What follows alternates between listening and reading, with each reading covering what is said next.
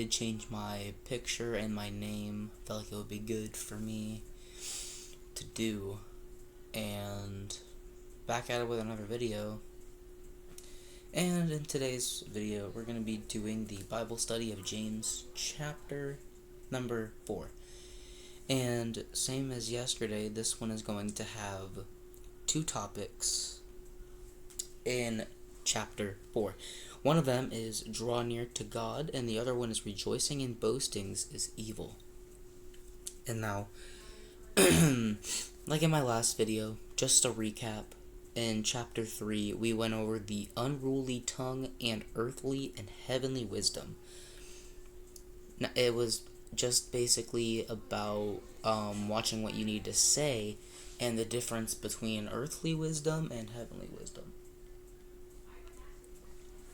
But without delay, we're going to go ahead and get into chapter number 4. And this is going to be a short one. Only 17 verses, but that's not going to stop me from making it at least a 15-minute video. Maybe, 15 at least. And starting in verse 1, starting on the first topic, draw near to God.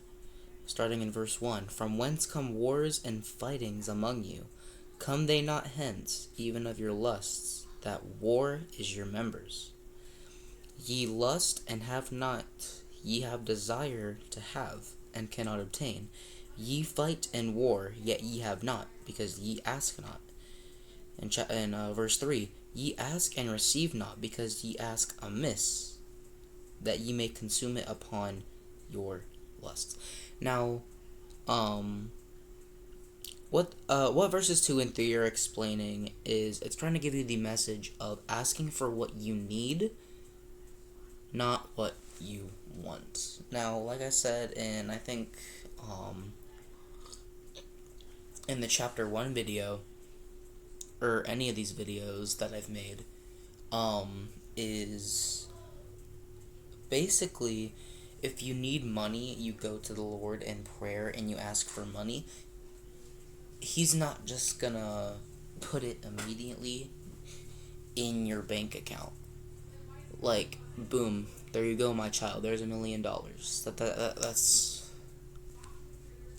not how he's gonna do it. He's gonna probably give you a job opportunity and a job interview to let you make your own money instead of just generating it magically.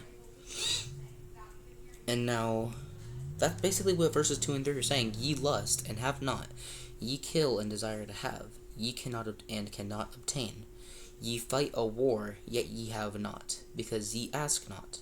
Ye ask and receive not, because ye ask amiss, that ye may consume it upon your lusts.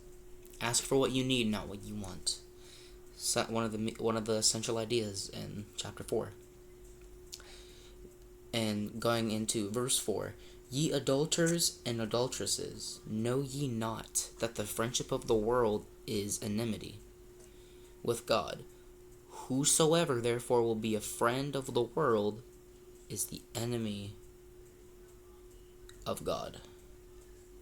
Going into verse 5, do ye think that the scripture saith in vain, the spirit that dwelleth in us lusteth to envy? Now, verse 5, it is explaining the false thoughts about God and what he does in his word. And just like it says in the first part, do ye think that the scripture saith in vain? Now, what it means by in vain, means it's not true. Like, it's false. Do ye think the scripture saith in vain, the spirit that dwelleth in us lusteth to envy? Now, if you don't know what envy is basically jealousy, but another fancy word for it. It's like wishing you had someone else's life and not caring about your own. That's basically what it is.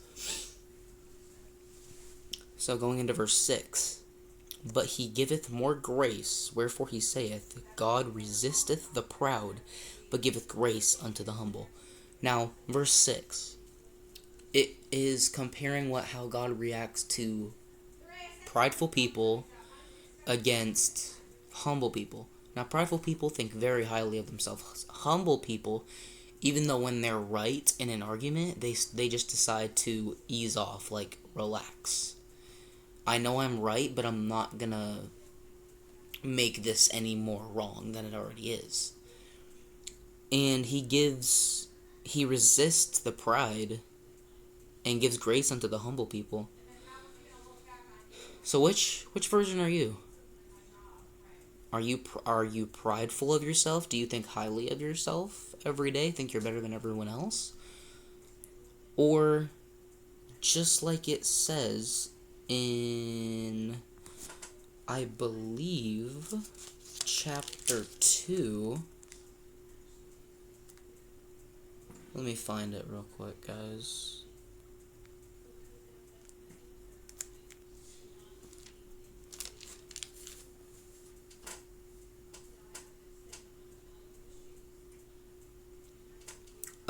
I know which one it is. It's the verse where you are slow to speak and quick to listen. So are you a prideful person, or are you a humble person that's slow to speak and quick to listen? That's something you want to think about. And now in verse 7, it says, "Submit yourselves therefore to God, resist the devil, and he will flee from you." Verse 7 is explaining you to go to the Lord and resist the ways of the devil. Now, let me grab something real quick, guys. Let me get something here.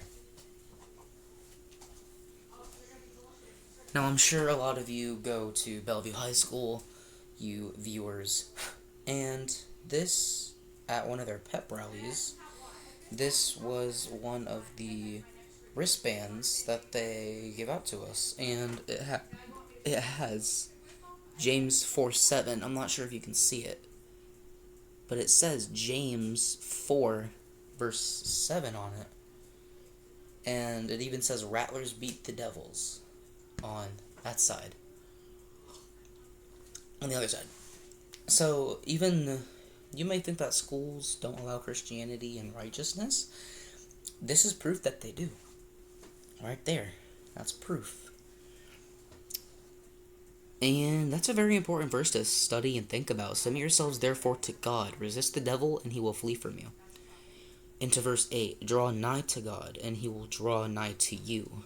Cleanse your hands, ye sinners, and purify your hearts, ye double-minded."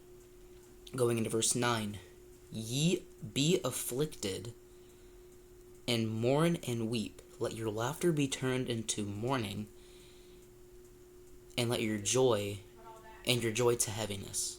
Going into verse 10, "Humble yourselves in the sight of the Lord, and he shall lift you up."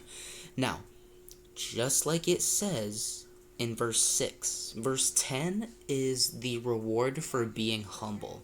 Verse 6 compares how God reacts to the prideful people and the humble people. Verse 10 is the reward for being a humble person. "Humble yourselves in the sight of the Lord, and he shall lift you up." Going into verse 11, "Speak not evil one of another, brethren. He that speaketh evil of his brother, and judgeth his brother, speaketh evil of the law, and judgeth the law. But if thou judge the law, thou art not a doer of the law, but a judge." Going to verse 12, "There is one lawgiver, who is able to save and to destroy. Who art thou that judgest another?" Now, verse 12 is simply explaining that who are you to judge someone on their actions. Now, hang on. Now, if you were to judge someone based off of, let's say, stealing, like you witness someone stealing, you judge them, like, how dare you steal? That is not very Christian of you. And yet you did the same thing 5 minutes earlier. Or even if you didn't, you're still judging someone. The only person that can judge us, like I said in the last video, is the Lord. Or in chapter 2, he is the only person that is able to judge. We should not judge other people, but it's sad because a lot of us still tend to judge others, whether it be how they look, how they act, what they wear, their appearance. Are they ugly? Are they pretty? Like, just let them be themselves, and you need to be yourself. You just need to be you. Now, I'm not judging any of you for judging others. I'm just saying it's best that you stop doing that. Because if you continue to do it, there will be a very high chance that you will not make it to heaven. And it's like another case of forgiving others. If you don't forgive others, then Christ won't forgive you. I'm just saying. You want to read it? That's what it says. And that brings an end to our first topic. Draw near to God is from verses 1 through 12. And now, from verses 13 to 17, we're going to be going over the topic of rejoicing in boastings is evil. Let's get started. Verse 13. Go to now, ye that say, today or tomorrow we will go into such a city, and continue there a year, and buy and sell and get gain. Oh, verse 14 is such a powerful verse. Whereas ye know not what shall be on the morrow. For what is your life? What is your life? It is even a vapor that appeareth for a little time, and then vanisheth away. Now, this is the Lord talking. This is Jesus. Jesus is talking here, and he asks such an important question that we need to really think about. For what is your life? Crazy thing about it is, he answers his own question in the same verse. Not the same section, not the same book, not the same chapter, the same verse. He answers it right after. For it is even a vapor that appeareth for a little bit of time, and then vanisheth away.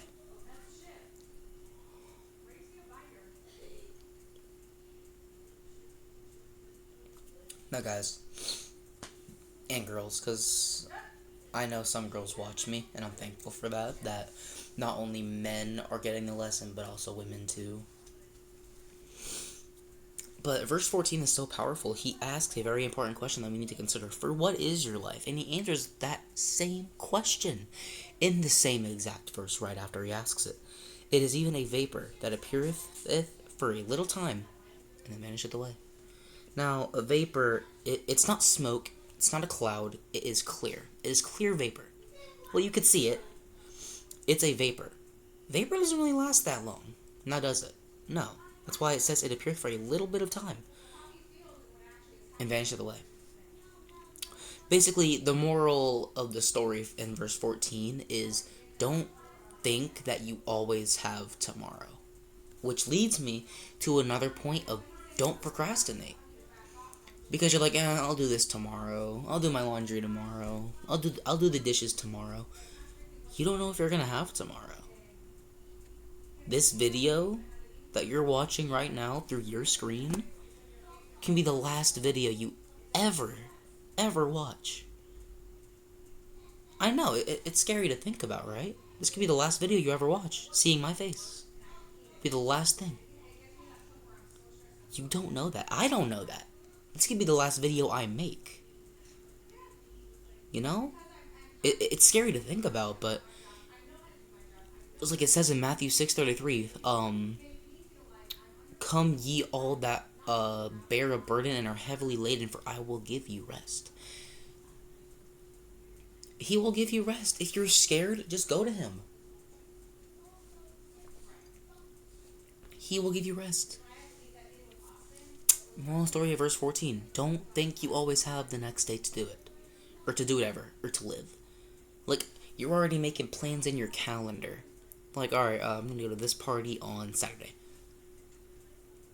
You might not even have tomorrow. And if you don't have tomorrow, you're not going to have Thursday, you're not going to have Friday, and you're sure as heck not going to get Saturday. So it's something that we all need to think about, is knowing or not, well, I shouldn't say, is not knowing that we're going to have tomorrow.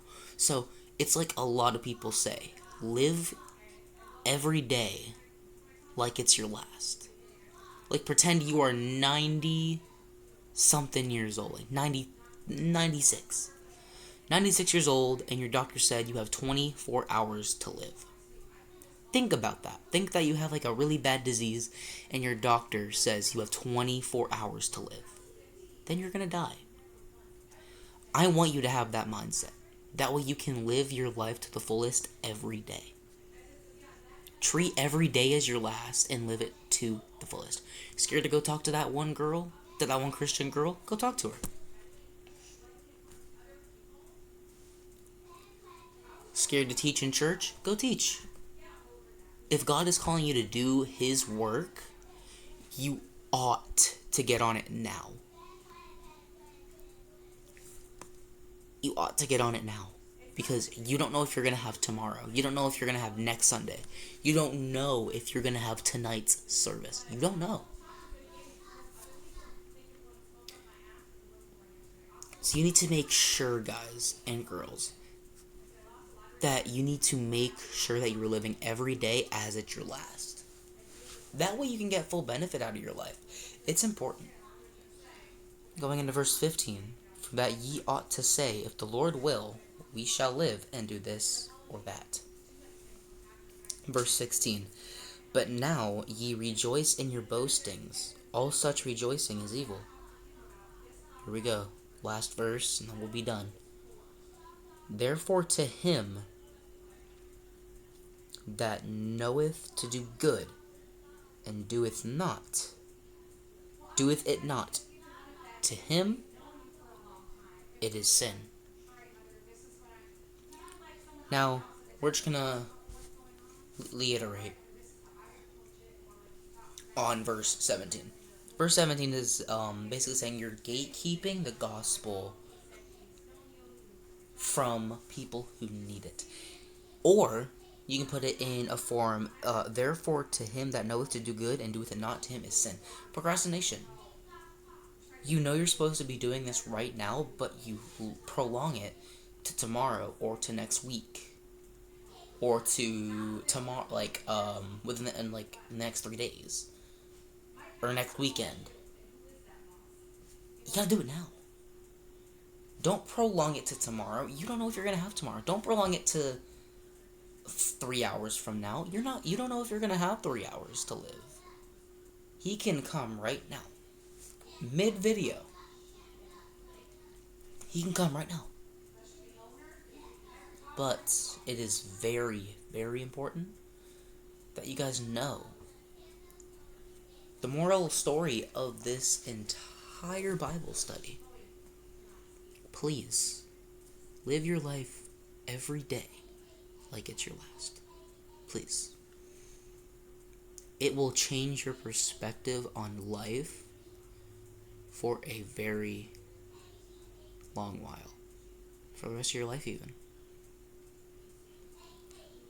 It will change your life. But that's going to be the end of tonight's video, guys. Comment down below what you thought about the video, about chapter 4, and tomorrow I'm going to bring to you guys chapter 5.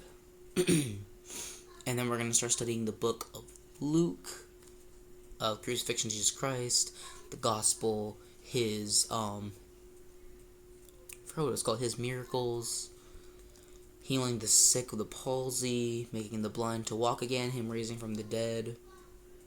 It's going to be an amazing, amazing video, guys. Another amazing book to start studying. And I hope that all of you will look forward to it.